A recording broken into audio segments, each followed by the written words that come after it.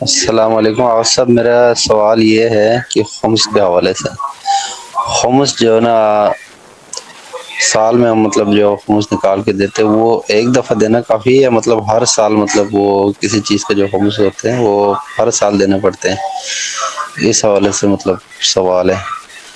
اچھا اور دیکھیں یہ جی، ذرا ہوم سے کبھی ہر سال دینا پڑتا ہے اور کبھی ہر سال نہیں دینا پڑتا۔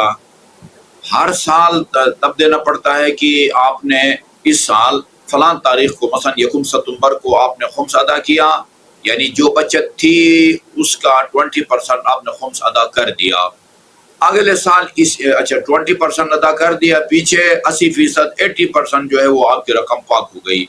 اگلے اسی تاریخ میں اگر یعنی آپ کا 80 جو % ہے وہ اس میں کوئی اضافہ نہیں ہوا، اکاؤنٹ میں کوئی اضافہ نہیں ہوا، وہ جتنے رقم آپ نے پاک کی تھی وہی اتنی باقی ہے یا اور کم ہو گئی ہے، تو پھر آپ کے ذمہ خمس نہیں ہے۔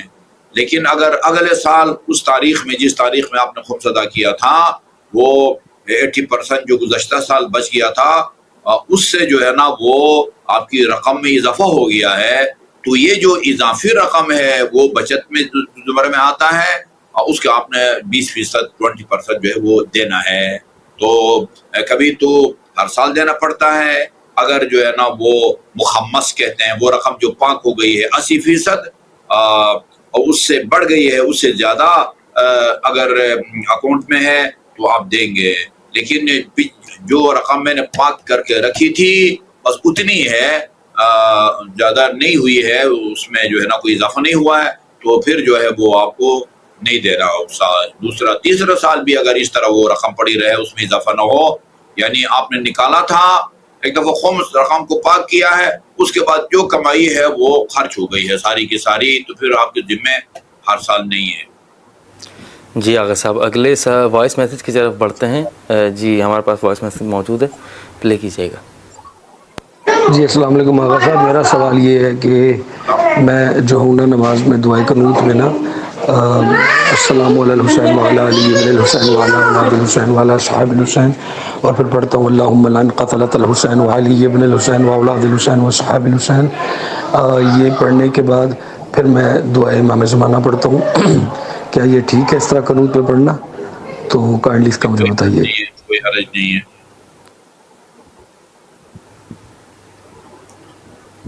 سلام ایک قسم کی دعا ہے۔ نماز کے کسی بھی حالت میں قرآن کی آیت کو پڑھنا، دعا جو ہے نا وہ پڑھنا، اور ذکر خدا، یہ نماز کے تمام حالات میں جو ہے نا اس کو اجازت دی گئی ہے۔ یعنی عام جو نماز کا طریقہ بتایا گیا ہے، سجدے میں یہ پڑھنا ہے، رکوع میں یہ پڑھنا ہے، تو ان کے علاوہ قیام کی حالت میں، رکوع کی حالت میں، سجدے کی حالت میں قرآن کی کوئی آیت پڑھیں یا کوئی دعا کریں، جائز دعا یا ذکر خدا کریں، البتہ یہ اس نیت سے نہیں کہ اس کو پڑھنے کا آرڈر ہے، آپ جو ہے نا وہ پڑھ سکتے ہیں۔ اور سلام در حقیقت دعا ہے، یعنی ان کی سلامتی کی جو ہے نا وہ ایک دعا ہے، اور اسی طرح دعا امام زمانہ بھی جو ہے نا وہ ایک بہترین دعا ہے۔ اس کے بعد ہمارے پاس ایک اور وائس میسیج موجود ہے، آئیے اس کو شامل کرتے ہیں۔